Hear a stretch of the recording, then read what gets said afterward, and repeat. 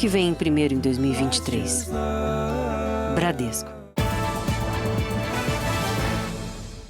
Olá, boa noite. Boa noite. A Polícia Civil de São Paulo prendeu 3 suspeitos de integrar uma quadrilha especializada em sequestros e transferências ilegais via Pix. As vítimas eram abordadas em bairros nobres e passavam horas ou até dias em cativeiros. Os 3 homens que chegam à delegacia foram presos enquanto mantinham uma vítima refém em São Paulo. Foram 11 dias de investigação, até que os policiais conseguiram prender Luciano Fernandes, Jaime Gomes e Nicolas de Souza. Segundo a polícia, não é a primeira vez que eles cometem esse tipo de crime. Essas imagens mostram o mesmo carro apreendido com os suspeitos sendo usado em outra ação. A vítima perdeu R$30 mil por meio de transferências bancárias pelo Pix. Veja que o suspeito de blusa verde caminha falando ao celular e atravessa a rua. Na sequência, outro homem de blusa preta atravessa e vai em direção a um carro preto. Ele abre a porta do passageiro. A vítima tenta fugir, mas o homem de blusa verde se aproxima, aponta uma arma e consegue realizar o sequestro. A partir daí, as investigações avançaram e um suspeito foi identificado, Luciano.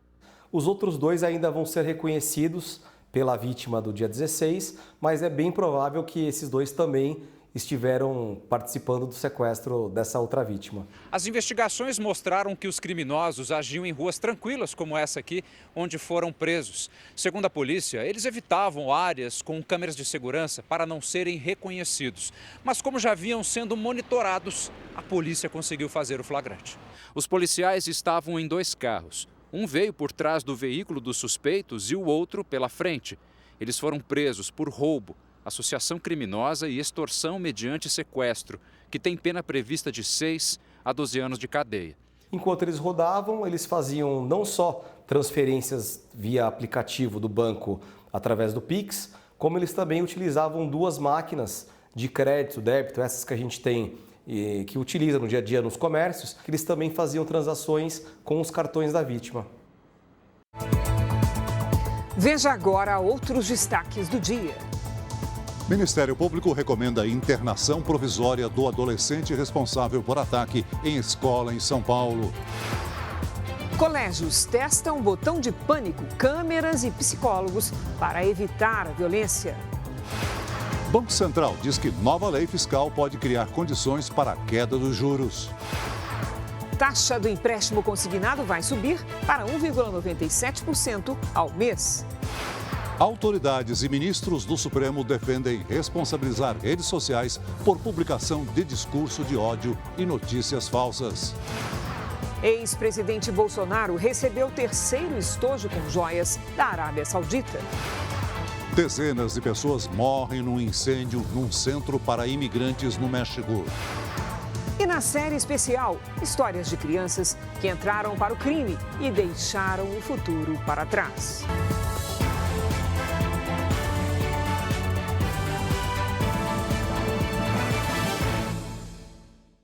Oferecimento: Bradesco. Renegocie suas dívidas com condições especiais.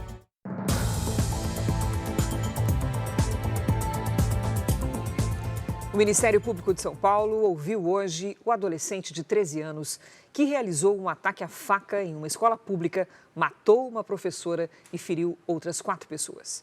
Os promotores pediram a internação do garoto e querem que ele passe por uma avaliação psicológica. Parentes, alunos e colegas de profissão estiveram no enterro da educadora assassinada para prestar as últimas homenagens.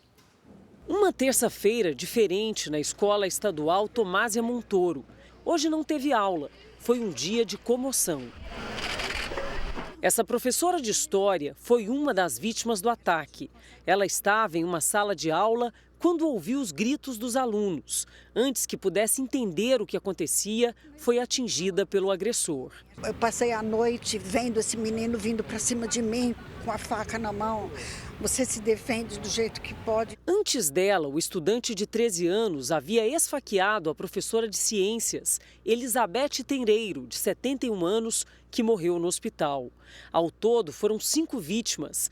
4 sobreviveram. O número só não foi maior porque outras 2 funcionárias, entre elas a professora de educação física, Cíntia, imobilizaram o agressor. É uma confusão de sentimentos, mas eu quero passar energia para os meus colegas, para a família, para toda a nossa comunidade escolar também, para todo um sistema de educação. A tristeza marcou também a despedida da professora Elizabeth. Uma pessoa maravilhosa, uma pessoa que trabalhava por amor mesmo, uma pessoa muito querida, que todo mundo gostava muito. Desde o ataque, educadores, alunos e pais demonstram preocupação com episódios de violência em um ambiente que deveria ser de tolerância, tranquilidade e aprendizado, a escola. Você faz uma vida toda, né?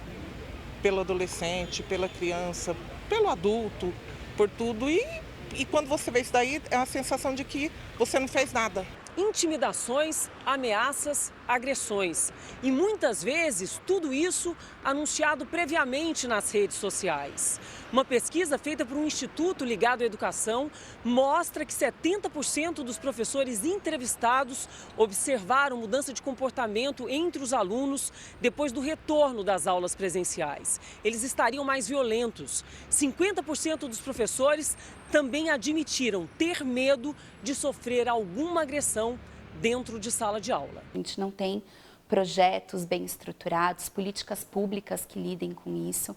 Então, isso vai virando uma bola de neve, vai se aglutinando e a gente tem esses casos em crescente. Entre os entrevistados, 80% disseram já ter presenciado situações de violência nas escolas onde trabalham. O que ele disse é que ele sofreu bullying em 3 escolas, né, que ele estudou. Falavam sobre a compleição física dele, que ele era franzino, falava sobre o cabelo dele. Então, aquela coisa de alunos, entre alunos, que infelizmente a gente sabe que acontece não só em escola pública, mas também em escola privada. E veja o que aconteceu hoje no Rio de Janeiro. Um adolescente foi apreendido ao tentar atacar colegas em uma escola municipal. O repórter Marcos Marinho tem as informações. Olá, Marcos, boa noite. Oi, Cris, boa noite para você, para todos que nos acompanham aqui no Jornal da Record. Esse adolescente de 15 anos, segundo a polícia, a princípio foi à escola com a intenção de atacar 2 adolescentes, mas acabou contido pelos funcionários da instituição. Durante o ataque, ele machucou a cabeça, foi apreendido e levado para um hospital que fica a poucos metros do colégio. No tumulto, uma professora desmaiou. O motivo desse ataque seria uma desilusão amorosa. Segundo a Secretaria Municipal de Educação, este mesmo adolescente, há cerca de um mês, foi expulso de outro colégio após praticar injúria racial contra uma professora. Celso, Cris. Obrigada, Marcos. 7 pessoas foram presas no Rio de Janeiro suspeitas de vender drogas por aplicativos de mensagem. Elas utilizavam os correios e empresas de transporte para distribuir os entorpecentes pelo país. Os agentes cumpriam um mandado de busca e apreensão em um dos endereços investigados, até que o dono da casa tentou quebrar o próprio celular.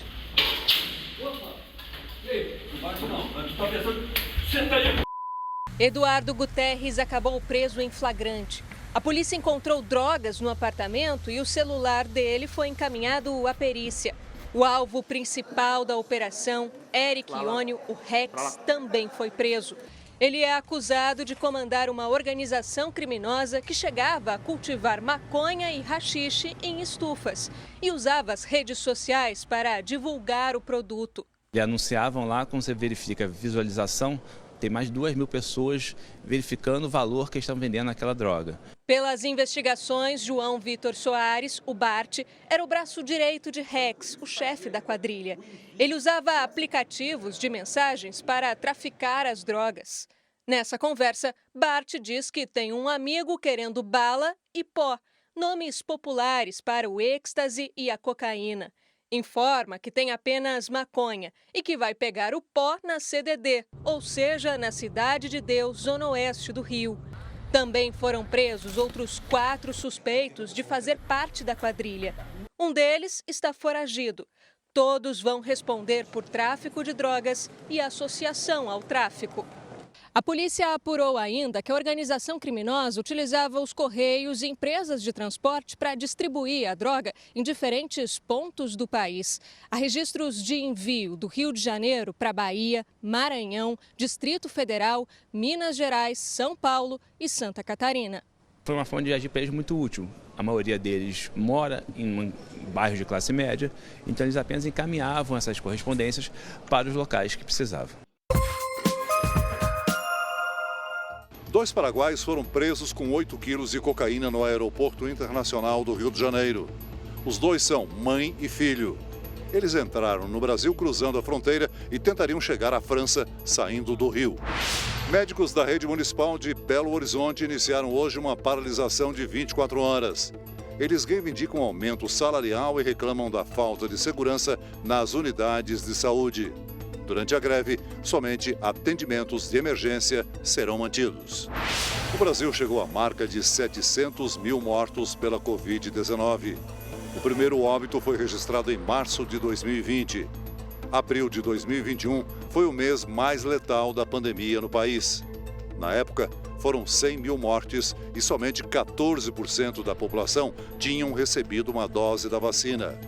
Os dados são do Ministério da Saúde.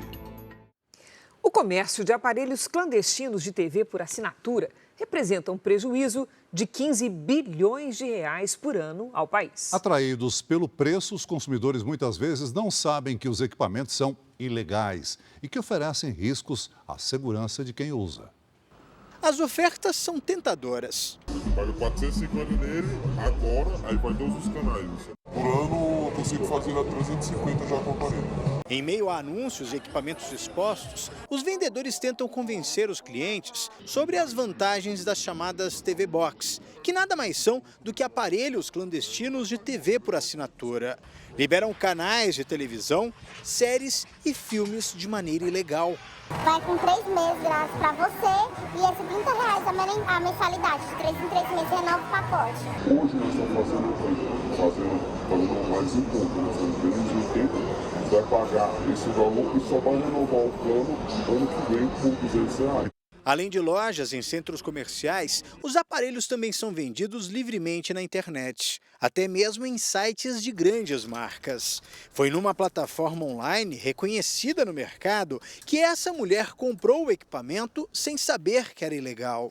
Como estava sendo vendido na internet em site famoso, eu achei que era legal. Em momento algum, eu imaginei que isso seria ilegal. Só este ano, a Agência Nacional de Telecomunicações, a Anatel, já apreendeu mais de 1.400.000 equipamentos TV Box, que seriam vendidos no país. O que a gente entende aqui na Anatel é que as plataformas, quando elas divulgam um equipamento, um produto nas suas redes, nos seus sites, eles se responsabilizam por aquele produto que está sendo divulgado. Elas não podem se omitir dessa responsabilização. Por lucrarem com esse tipo de comércio, elas devem ser responsabilizadas por não cumprirem com a lei. Um projeto de lei em discussão na Câmara dos Deputados em Brasília defende a criação de uma regulamentação para responsabilizar as redes sociais que permitem esses anúncios e ainda faturam sobre os acessos. Tudo aquilo que é permitido e proibido no mundo real deve ser permitido e proibido no mundo virtual. Nós não podemos entender que cabe no comércio no centro da cidade, não pode ser feito comercialização de determinado produto, na internet também não pode ser feito. E não pode se usar o argumento de que é um produto de terceiro. Não pode, porque quem é o beneficiário é a plataforma que dá base para aquele comércio. Quem arrisca conectar um equipamento deste em casa pode até achar que está fazendo uma economia. Mas o preço a pagar é muito mais alto do que imagina. Segundo a Agência Nacional de Telecomunicações, o sistema das TVs clandestinas consegue sequestrar dados financeiros e até fotos e vídeos pela rede sem fio. Alguns equipamentos mais modernos podem até clonar telefones celulares. Em outras palavras, usar este equipamento é como se estivesse trazendo o inimigo para dentro de casa. O criminoso que está lá do outro lado, ele consegue ver tudo o que acontece na sua rede Wi-Fi. Ele consegue ver a sua senha de banco. O cidadão, de forma inadvertida, está expondo a sua intimidade, os seus dados pessoais, está expondo a sua família a criminalidade. A estimativa da Anatel é que mais de 5 milhões de aparelhos clandestinos estejam em funcionamento no país. Sempre que a gente vai lá e bloqueia um endereço que distribui as chaves para quebrar esse sinal, os criminosos que praticam esse crime vão lá e trocam as chaves. Então é meio que um enxugar gelo. Mas o nosso objetivo é continuar fazendo isso a tal ponto que para o cidadão fale, olha, não vale mais a pena eu comprar essa caixinha, porque toda hora ela para de funcionar, toda hora o sinal cai, eu não consigo assistir o meu programa direito. Pirataria é crime, previsto no Código Penal com pena de até 4 anos de prisão, além de pagamento de multa. Quem compra produto pirata também pode responder na justiça por receptação. A pessoa que comercializa esse tipo de produto ou expõe à venda e transmite esse canal de forma ilegal, ele está cometendo crime. Os consumidores podem consultar a relação de produtos autorizados pela Anatel no site da agência. Todo equipamento certificado pela Anatel ele tem um lacre, como se fosse um selo. É um selo exatamente produzido pela Casa da Moeda. Muitas vezes o cidadão acha que comprar um produto pirata é um mal menor, mas por trás daquele produto pirata tem toda uma cadeia da criminalidade que ele está alimentando. Se eu soubesse que era ilegal, jamais compraria. Ministros do Supremo Tribunal Federal e integrantes do governo defenderam hoje a regulação das redes sociais em audiência pública no STF. O Supremo debate o assunto em audiência pública, com autoridades e representantes das plataformas digitais e das redes sociais. Em questão, a necessidade de regulamentar a publicação de conteúdo pelas gigantes de tecnologia e, com isso, evitar a difusão de discurso de ódio, as fake news e os prejuízos à democracia e à população. O Marco Civil da Internet, aprovado em 2014, fala sobre assegurar a liberdade de expressão e impedir a censura. Uma das ações que questionam o Marco Civil é relatada pelo ministro do Supremo, Dias Toffoli. O adequado enfrentamento à proliferação de notícias fraudulentas e à desinformação tem mobilizado todas as instâncias de poder, sobretudo nos últimos anos, com audiências públicas realizadas no âmbito do Congresso Nacional, e com inúmeras iniciativas de enfrentamento adotadas por essa Suprema Corte, pelo Conselho Nacional de Justiça, pelo Tribunal Superior Eleitoral, sem falar das iniciativas levadas adiante pela sociedade civil e pelas próprias empresas do setor. O presidente do Tribunal Superior Eleitoral, Alexandre de Moraes, afirmou que as redes sociais foram usadas para discurso de ódio. O modelo atual, por mais que alguns queiram defender, é absolutamente ineficiente.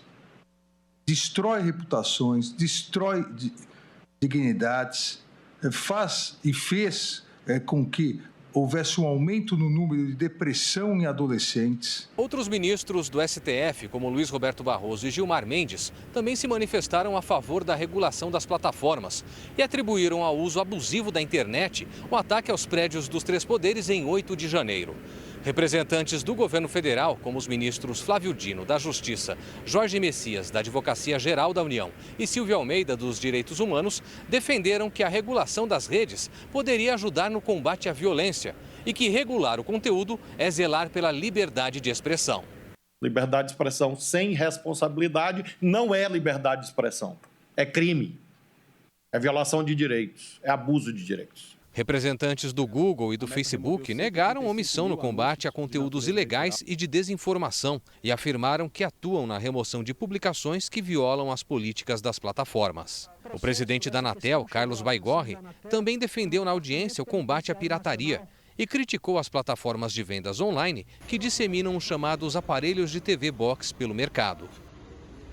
A proposta do novo arcabouço fiscal, que são um conjunto de regras para tentar controlar os gastos públicos. Essa proposta está praticamente pronta e deve ser divulgada ainda esta semana, de acordo com o ministro da Fazenda, Fernando Haddad. Ele se encontrou com o ministro da Casa Civil, Rui Costa, e com o presidente Lula para fazer os ajustes finais no texto. Amanhã, uma última reunião entre Lula e Haddad vai definir o projeto. Feitas para substituir o teto de gastos, as novas regras fiscais finalmente serão apresentadas. O governo espera ajustar os investimentos com foco em obras e ações sociais e ainda estabilizar a economia. O envio do projeto ao Congresso deve ocorrer até 15 de abril, junto com a Lei de Diretrizes Orçamentárias.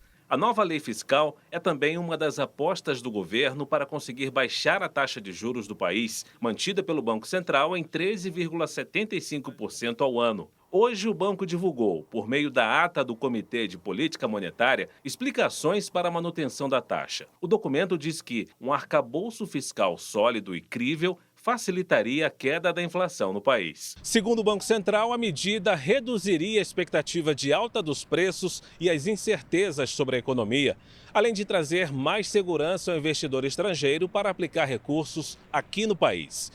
Fernando Haddad reconheceu que a nota do Copom trouxe uma perspectiva de harmonização das políticas fiscal e monetária e ressaltou que os interesses são comuns. O Banco Central também tem que nos ajudar, né? São dois lados ativos concorrendo para o mesmo propósito, o mesmo objetivo, que é garantir crescimento com baixa inflação.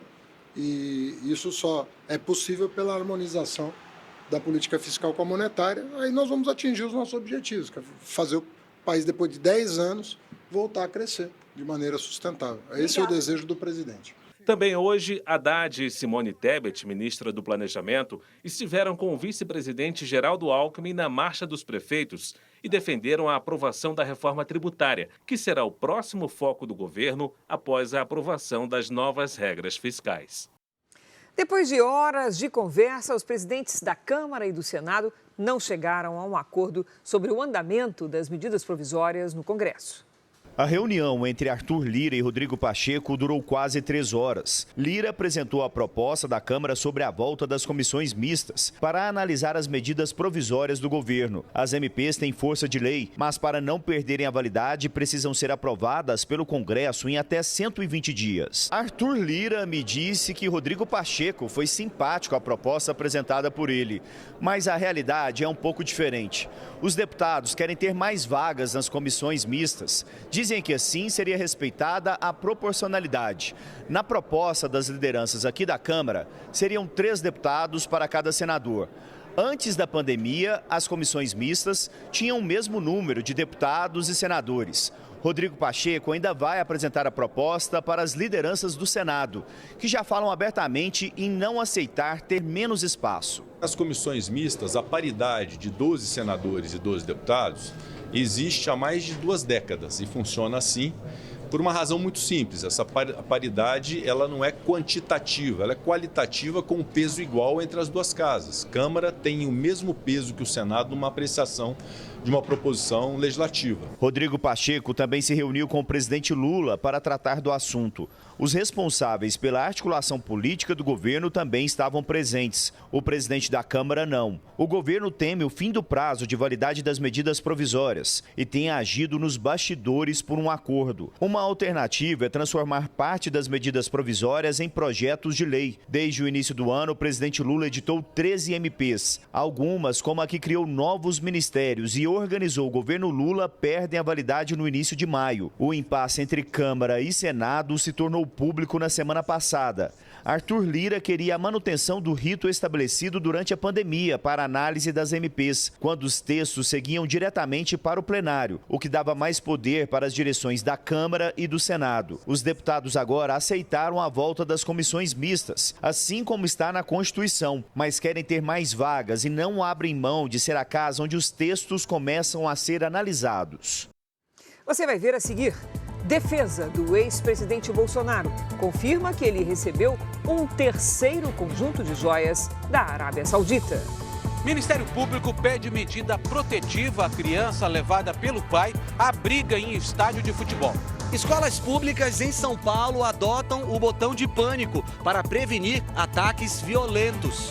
Conheça as histórias de quem teve a infância perdida para o tráfico de drogas. É a série especial do Jornal da Record.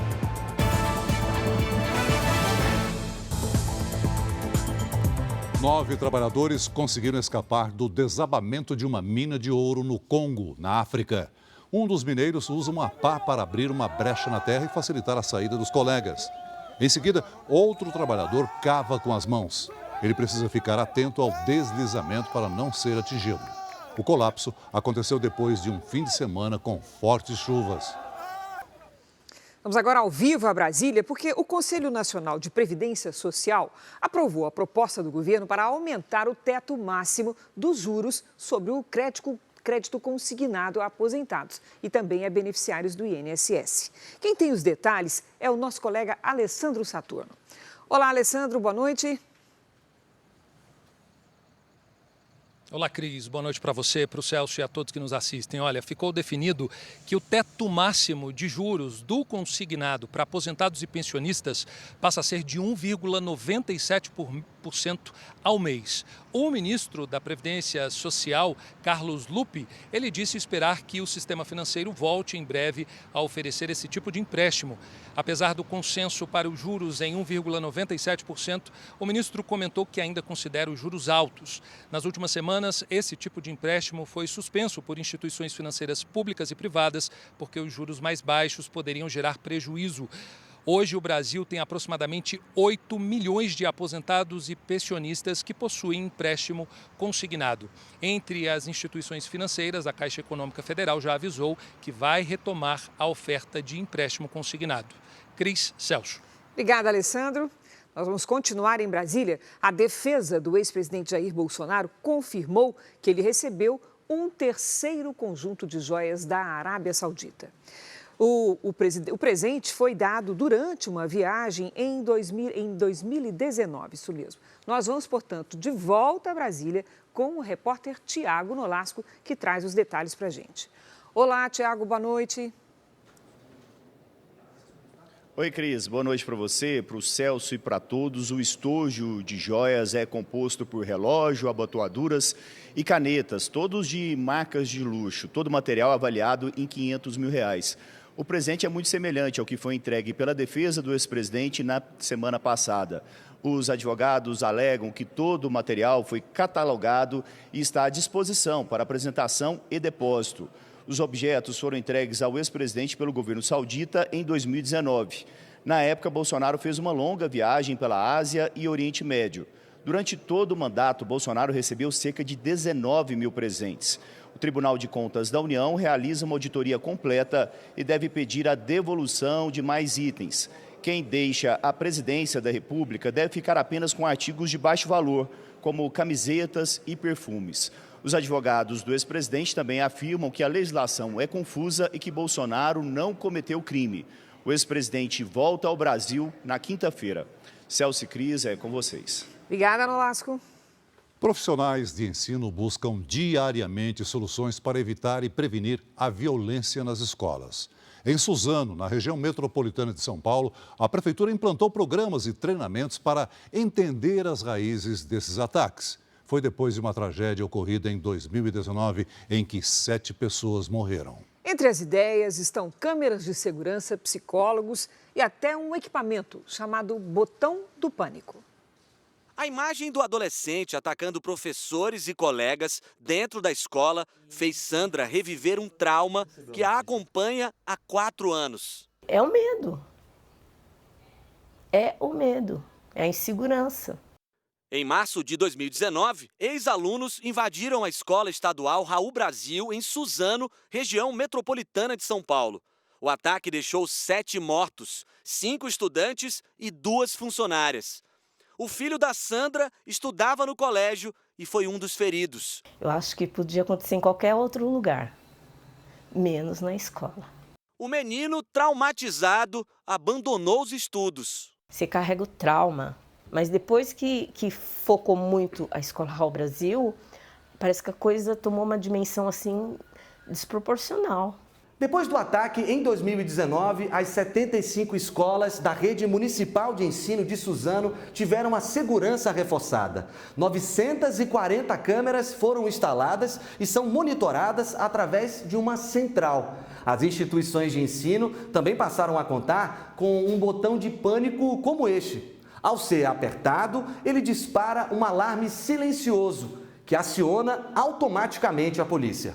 O botão de pânico ele é acionado quando o agente de segurança escolar, por exemplo, enxerga uma situação que ele julga suspeita. Toda uma estrutura voltada a um atendimento rápido, se necessário, e de prevenção, ou seja, para não acontecer, caso aconteça, um auxílio, uma chegada muito rápida para a escola.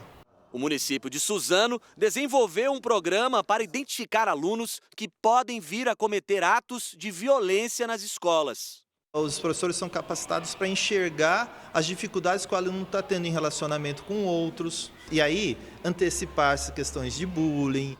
O governo de São Paulo já anunciou que vai retomar a ação de psicólogos nas escolas e também ampliar o programa que previne a violência nas unidades de ensino, além de intensificar a relação entre diretores e policiais militares. Mas a base da prevenção está naqueles que têm contato diário com o adolescente, em casa e na sala de aula.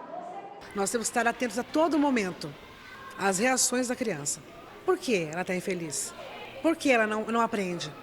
A questão cognitiva é importante sim, só que o olhar para o que a criança sente, o que ela traz para a gente é mais importante.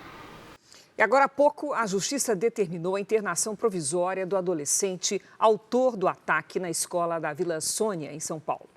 Foi também marcada a audiência de apresentação para que ele seja ouvido na presença de seus representantes legais.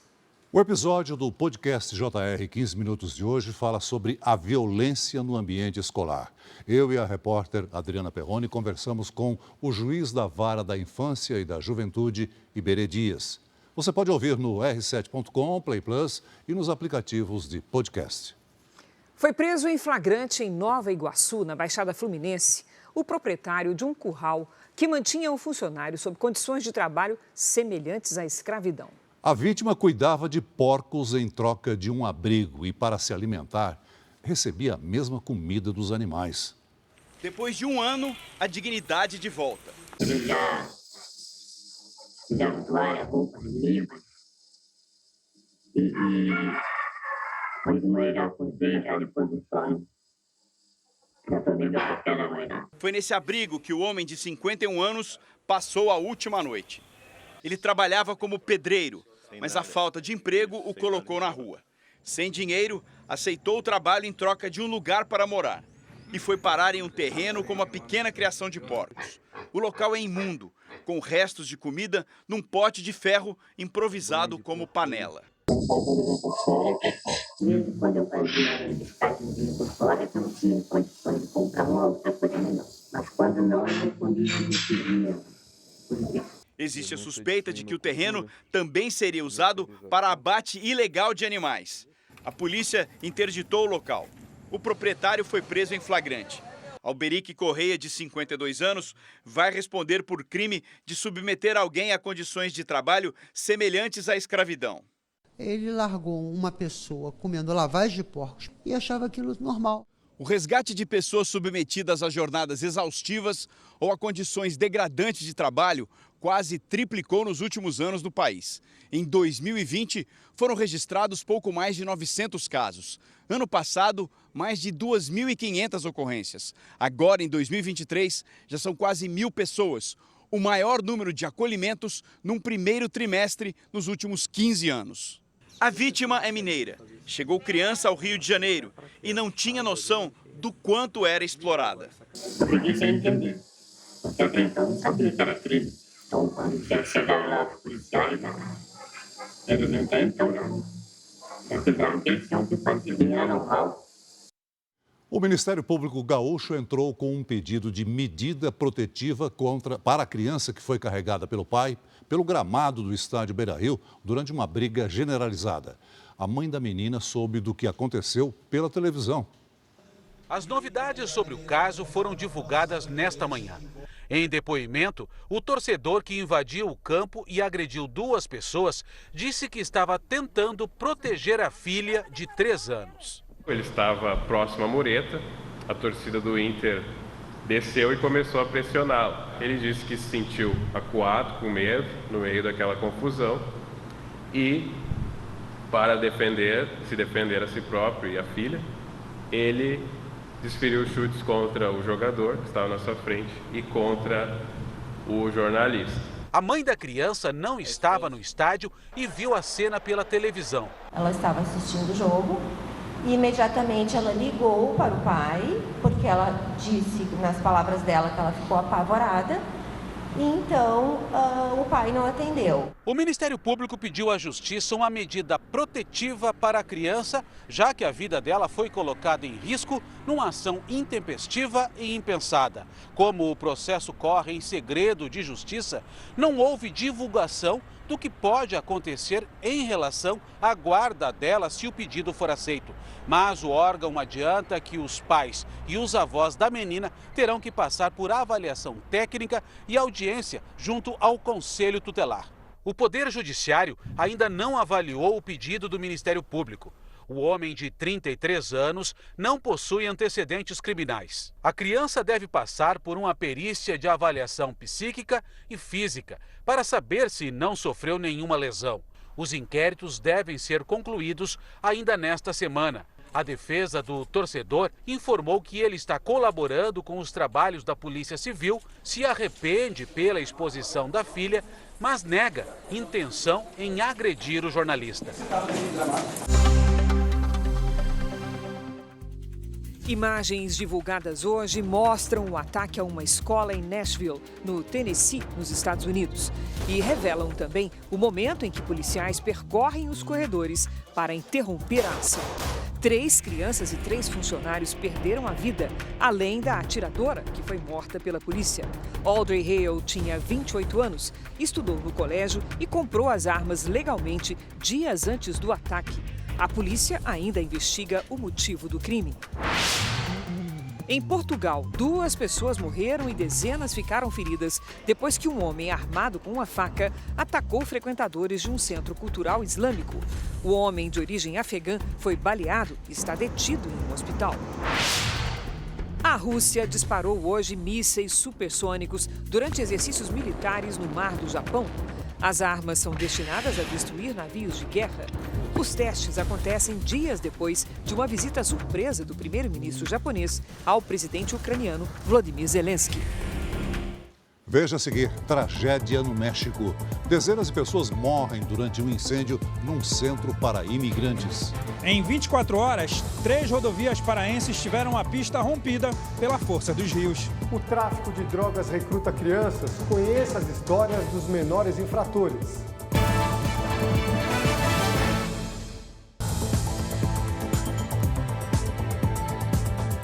Mais uma rodovia no Pará foi bloqueada por conta das fortes chuvas que atingem o estado. Dessa vez, uma cratera se abriu, impedindo a passagem de veículos pelo local. Parte da pista foi carregada pela força da água e agora ao menos 3 estradas estão interditadas. Na rodovia PA 150, entre os municípios de Goianésia do Pará e Tailândia, parte do asfalto foi arrastada pelo rio. Um caminhão que passava na hora por pouco não foi levado pela correnteza. O veículo tombou e um longo congestionamento se formou. Essa já é a 3ª interdição em rodovias do Pará. No quilômetro 40 da PA 252, entre Acará e Moju, o asfalto também se rompeu. Em Tucuruí, região do Baixo Tocantins, uma cratera foi aberta, tornando impossível a passagem de veículos. Nesse trecho da BR-316, em Marituba, região metropolitana de Belém, o rio transbordou e invadiu a pista. O resultado, transtorno para os motoristas. Essa semana mesmo eu sofri um acidente de carro por conta de buraco na estrada, que estava alagado, estourou meus 2 pneus. 8 cidades paraenses castigadas pelas chuvas e cheias dos rios decretaram situação de emergência. Em Cametá, uma mulher de 89 anos precisou ser carregada pelos bombeiros. Hoje, o governador Helder Barbalho esteve nas regiões afetadas. À tarde, choveu forte em Belém. Foram registrados vários pontos de alagamento. A Secretaria de Transportes do Estado disse que as rodovias afetadas passam por obras e que o trânsito foi desviado. Olha, já são 1.532 municípios brasileiros em situação de emergência por causa das chuvas e da estiagem. Vamos conversar com a Lidiane Sayuri. Oi, Lid, até quando essa situação vai continuar? Olha só, Cris, as chuvas devem seguir no decorrer do outono, viu? Boa noite para você, boa noite, Celso.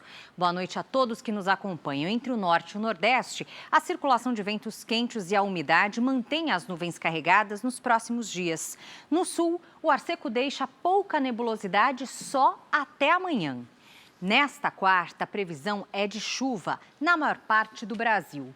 No sul, No Sudeste e no Centro-Oeste, as pancadas ocorrem à tarde e podem vir acompanhadas de granizo. No Norte e no Nordeste, o solo está encharcado e a chuva constante aumenta a chance de enchentes e deslizamentos. Em Curitiba, máxima de 28 graus. Em Vitória, em Natal e em Manaus, faz até 30. Em Goiânia e em Porto Velho, 32. Em Porto Alegre, no Rio de Janeiro, os temporais ganham força à noite. Em Palmas, chove a qualquer hora e faz 30 graus. Em São Paulo, o sol aparece, a temperatura sobe para 27 e a chuva é rápida à tarde. Tempo delivery para o Rodinei e o Alessandro, que estão de olho na previsão para Campinas, no interior de São Paulo. Vamos lá. Oi, Rodinei. Oi, Alessandro. Olha, a quarta-feira terá um pouco de tudo. Neblina de manhã, aberturas de sol e pancadas isoladas à tarde. Máximas de 27 e 28 graus nos próximos dias. O Luiz e a Sandra fizeram pedido direto da cidade de Fukuroi, lá no Japão. Opa, vamos para lá então. Seguinte, gente, aproveitem os próximos dias de sol, sem grandes extremos de temperatura. No amanhecer, mínimas entre 10 e 13 graus. À tarde, os termômetros marcam 19 na quinta, 21 na sexta e até 22 no sábado. De qualquer lugar no mundo, mande o seu pedido com a hashtag #VocêNoJR. Cris, Celso. Até do outro lado do globo terrestre. Sim. Valeu, Lidy. Até amanhã. Lidy. Olha, pelo menos 39 pessoas morreram e 29 ficaram feridas durante um incêndio num centro de detenção migratório no México. A instalação fica em uma cidade que faz fronteira com os Estados Unidos. O fogo foi provocado por migrantes que protestavam na noite desta segunda-feira contra a deportação. Hoje, o presidente mexicano, Andrés Manuel López Obrador, afirmou que as pessoas puseram fogo em colchões do abrigo, mas não imaginavam que as chamas pudessem se alastrar e causar essa tragédia. O centro de detenção fica em Ciudad Juárez, na fronteira com El Paso, no estado americano do Texas. No local havia estrangeiros sem documentos, que seriam deportados e iniciaram o protesto. Ao todo, estavam no centro 68 pessoas de países da América Central e da América do Sul. De acordo com a Guatemala, ao menos 28 guatemaltecos morreram. Familiares das vítimas procuram por notícias, como essa venezuelana que viu o marido ser levado a uma ambulância, mas não pôde acompanhá-lo ao hospital.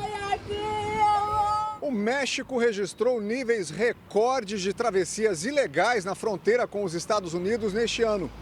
Pressionado pela oposição, em fevereiro, o presidente americano Joe Biden anunciou medidas para tentar conter a crise migratória, com regras mais duras para o pedido de asilo.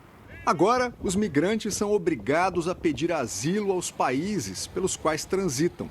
Assim, se passarem pelo México para chegar aos Estados Unidos, devem pedir asilo ao governo mexicano. Por isso, o México passou a levar para centros de detenção os estrangeiros que pretendem entrar ilegalmente nos Estados Unidos. A Procuradoria-Geral mexicana abriu um inquérito para investigar o incêndio, que foi um dos mais letais em anos no país. Quando o crime é organizado e o Estado falha, as crianças se tornam presas fáceis. A inocência da infância fica no passado para dar lugar a um trabalho cheio de riscos e sem perspectiva de vida. Na reportagem de hoje da série especial, a nossa equipe entrou numa unidade da Fundação Casa, em São Paulo, onde menores infratores sonham com um recomeço.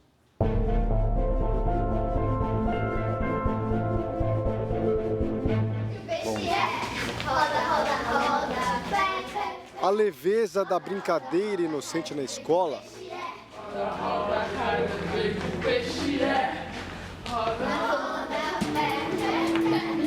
quando é interrompida e se torna um pesadelo. Um menino franzino, 14 anos, acostumado à violência, muita violência. Ele já foi vítima. E seu padrasto te batia? Batia. Como? Cabo de vassoura. Já foi agressor. Você não ficava com pena das vítimas? Ficava. Pensava na minha família. Derek, nome fictício, tem experiência em furtos e tráfico de drogas. Para não ser identificado, a voz dele está modificada nesta reportagem, mas a verdade é que ainda nem engrossou. Mesmo com as cordas vocais de uma criança, ele fala como homem feito. Oxe, eu conheci um parceiro, ele estava traficando, ele perguntou se eu queria ficar na campana. Aí eu fiquei, aí depois de 2 dias eu fui trabalhar na biqueira. E ganhava muito dinheiro? Não, pra mim era uns R$100. Você não tinha medo? Não, porque eu só tinha medo de perder minha família. Quando você estava lá traficando, você estava deixando de fazer o quê? Oxe, eu estava deixando de aproveitar minha vida, de brincar, da infância. Quando o tráfico de drogas recruta uma criança, isso significa que ela vai ter infância perdida, vai deixar de brincar, de estudar, de ficar com a família para servir ao crime. Por isso, essa é considerada uma das piores formas de trabalho infantil que existem. Os meninos sofrem pressão, ameaças, violência. Em boa parte dos casos, eles terminam assim, trancados. Assim como Derek, Caio é interno da Fundação Casa. Ladrão de motos e traficante, ele conta como foi seduzido pelo mundo do crime ainda criança. Você entrou pro crime com quantos anos? 12 anos. Foi assim, eu tava vendo os meninos traficando, ganhando aquele dinheiro, indo pro baile, gastando, torrando. As novinhas vindo perto deles, torrando junto com eles. Acabei tendo aquela expectativa, será que é bom? A mãe tentou resgatá-lo, não conseguiu. Ela já foi na biqueira, atrás de mim. Falei, mas não posso sair, é compromisso. Se eu sair, não sei o que acontece comigo. Aí ela começou a chorar, dar tapa na minha cara. Foi um sentimento estranho, doeu em mim.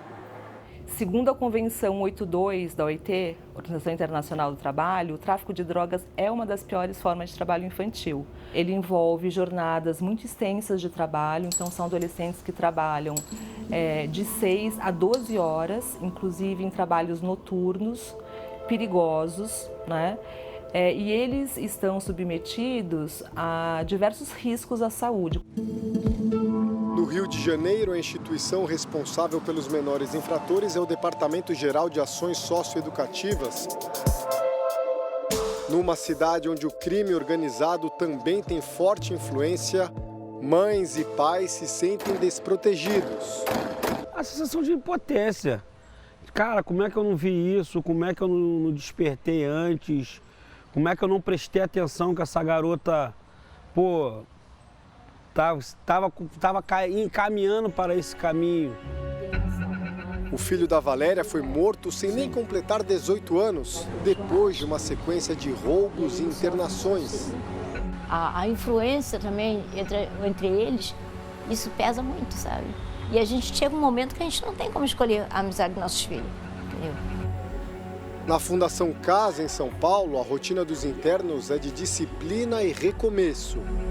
Normalmente eles chegam aqui com a seriação errada, não sabem ler, escrever, não fizeram as práticas de infância, né? Não jogam bola, não vão para a escola, não tem nada da que a infância permite para ele ter um desenvolvimento saudável no futuro.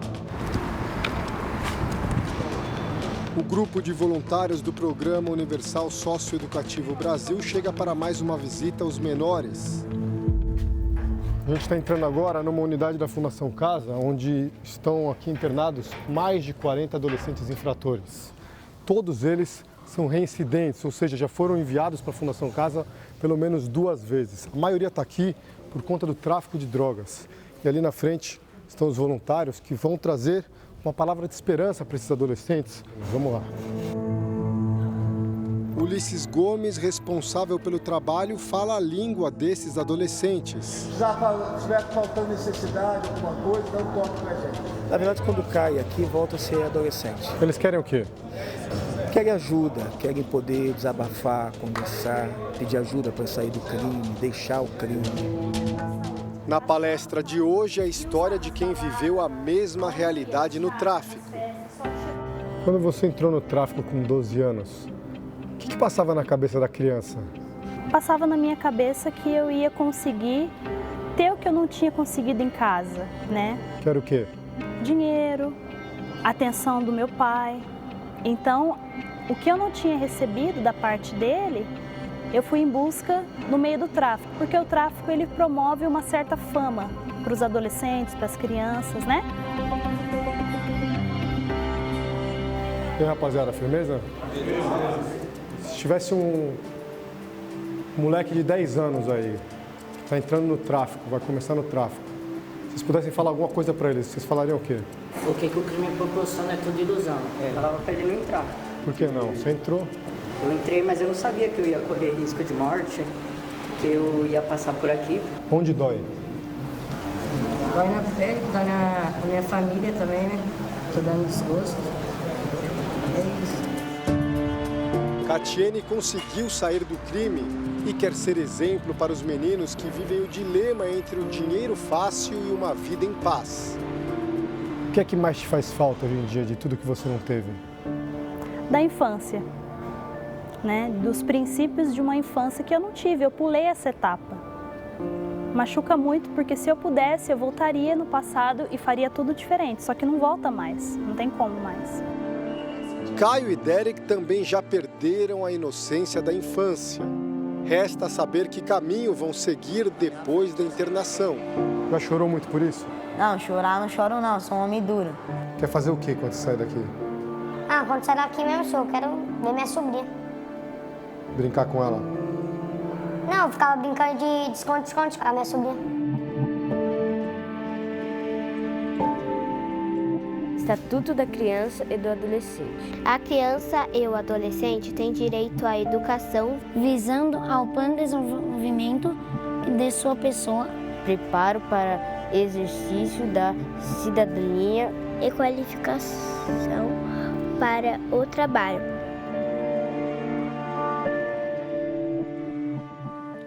O Jornal da Record de hoje termina aqui. Essa edição na íntegra e também a nossa versão em podcast estão no Play Plus e em todas as nossas plataformas digitais. E à 00:30 tem mais Jornal da Record. Fique agora com a novela Jesus. E logo depois de Vidas em Jogo, tem Cine Record especial com o filme Adrenalina 2 Alta Voltagem. Ótima noite para você. Boa noite.